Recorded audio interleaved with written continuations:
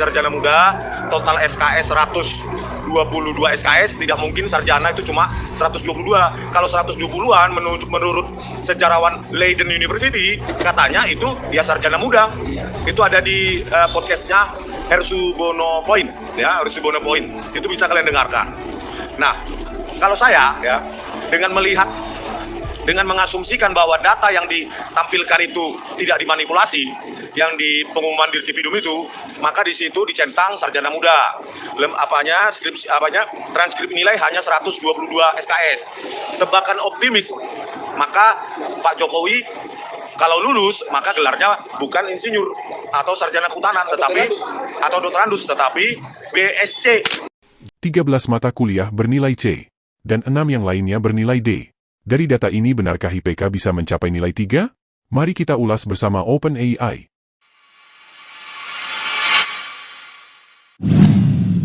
Selamat datang di Opini Alvin. Dari data transkrip nilai yang ditampilkan Bareskrim dalam konferensi pers ketika mengumumkan bahwa ijazah Jokowi asli, terkuak fakta bahwa IPK Jokowi mencapai nilai 3,05.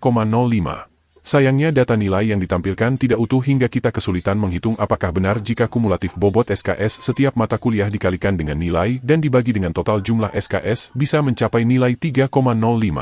Namun kami menemukan daftar nilai yang diupload di salah satu media online, yaitu Tribun News yang memberikan daftar nilai Jokowi, dengan data sebagai berikut. Meski belum bisa dipastikan kebenarannya, namun beredar rincian nilai Jokowi di beberapa mata kuliah yang diambilnya saat berkuliah di UGM tahun 1980 hingga 1985 dikutip dari Tribun News Bogor. Nilai A terdiri dari 3 mata kuliah yaitu KKN, Filsafat Pancasila dan Fisiologi Pohon. Sementara yang mendapatkan nilai B terdiri dari 10 mata kuliah, kemudian yang bernilai C 13 mata kuliah dan yang bernilai D 6 mata kuliah. Untuk jenis mata kuliah yang bernilai B, C, dan D silahkan dibaca sendiri. Linknya kami cantumkan di kolom deskripsi. Jika benar bahwa nilai ini adalah nilai yang tertera di daftar nilai transkripsi Jokowi, tentu saja nilai ini patut dipertanyakan. Ada 6 mata kuliah bernilai D, bukankah nilai D di perguruan tinggi negeri dianggap tidak lulus? Mari kita tanya Mbah Google. Nilai D di perguruan tinggi negeri biasanya tidak lulus, dan biasanya harus diulang. Nilai D sering dianggap sebagai nilai tidak lulus dan tidak memenuhi syarat untuk melanjutkan ke mata kuliah selanjutnya atau menyelesaikan program studi. Elaborasi. Sistem penilaian. Perguruan tinggi negeri umumnya menggunakan sistem penilaian dengan skala A, B, C, D, dan E. Nilai D biasanya dianggap sebagai nilai yang tidak lulus dan membutuhkan pengulangan mata kuliah. Pengulangan mata kuliah. Mahasiswa yang mendapatkan nilai D biasanya diharuskan mengulang mata kuliah tersebut untuk memperbaiki nilai mereka. Pengecualian. Beberapa perguruan tinggi mungkin memiliki ketentuan khusus terkait nilai D, seperti batas maksimal jumlah nilai D yang diperbolehkan. Dampak pada kelulusan. Nilai D dapat berdampak pada kelulusan, terutama jika terlalu banyak nilai D yang diperoleh atau jika nilai D diperoleh pada mata kuliah yang menjadi prasyarat. Sistem khusus. Beberapa perguruan tinggi memiliki sistem khusus, seperti ujian perbaikan atau ujian ulang, untuk memberikan kesempatan kepada mahasiswa yang mendapatkan nilai D untuk memperbaiki nilai mereka. Keterangan tambahan. Jika nilai D diperoleh karena alasan yang tidak dapat dihindari, seperti masalah kesehatan atau keluarga, mahasiswa mungkin dapat mengajukan permohonan khusus kepada pihak universitas untuk mendapatkan dispensasi atau perbaikan nilai. Sekarang, anggaplah bahwa pada tahun 80-an masih ada dispensasi untuk meluluskan mahasiswa yang mendapatkan nilai D atau angka 1. Namun, apakah dengan nilai D sebanyak 6 mata kuliah dan nilai C sebanyak 13 mata kuliah bisa mencapai IPK sebesar 3,05? Mari kita tanya aplikasi kecerdasan buatan atau OpenAI. Kenapa OpenAI?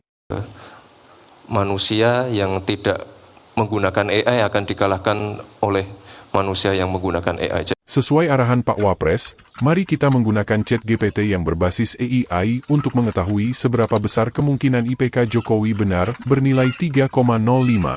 Di kolom pertanyaan ChatGPT saya menuliskan pertanyaan.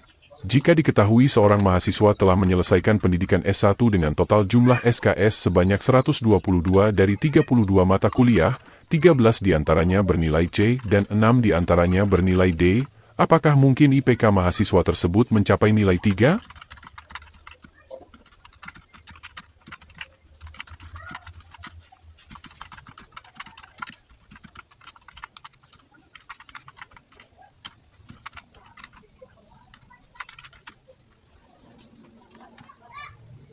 Dan inilah jawaban ChatGPT. Silahkan stop videonya dan baca sendiri, karena uraiannya agak panjang dan hanya mereka yang sudah menyelesaikan matematika tingkat lanjutan di perguruan tinggi yang bisa memahami. Kami akan membacakan kesimpulannya saja.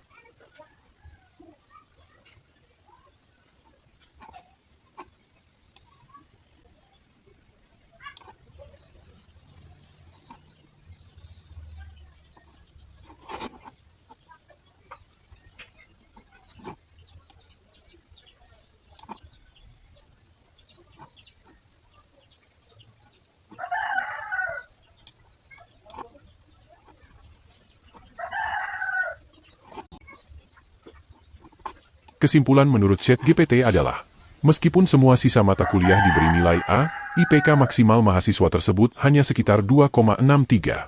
Jadi, tidak mungkin IPK mencapai 3,00 dengan 6 nilai D dan 13 nilai C dari 32 mata kuliah.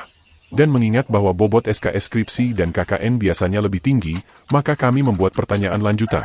Jika dua di antara mata kuliah yang belum diketahui nilainya tersebut dengan bobot tinggi misalnya 6 dan 8, apakah masih memungkinkan memperoleh IPK 3?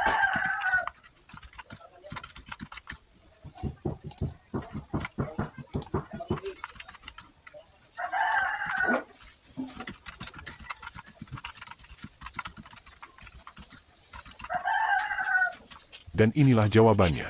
Jawabannya sangat panjang dan akan sangat membosankan jika kami baca satu persatu. Kalian boleh stop videonya untuk membaca, atau skip untuk mengetahui kesimpulannya.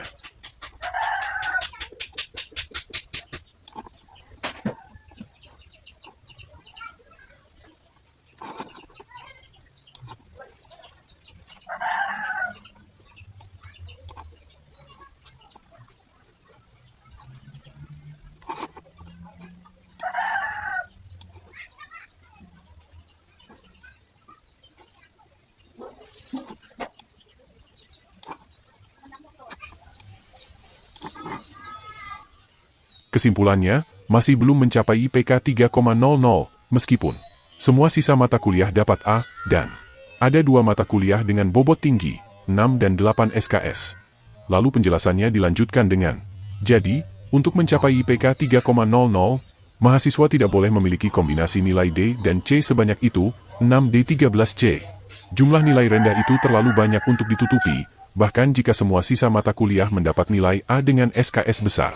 Jadi kesimpulannya adalah bahwa jika seorang mahasiswa telah menyelesaikan 32 mata kuliah sebagaimana yang kita baca di website tadi dengan total SKS sebesar 122, 13 diantaranya bernilai C dan 6 bernilai D, maka walaupun sisa mata kuliah yang lain semuanya bernilai A, dengan bobot SKS maksimal 4 dan 2 diantaranya mempunyai bobot 6 dan 8, mustahil IPK mahasiswa itu bisa mencapai nilai 3.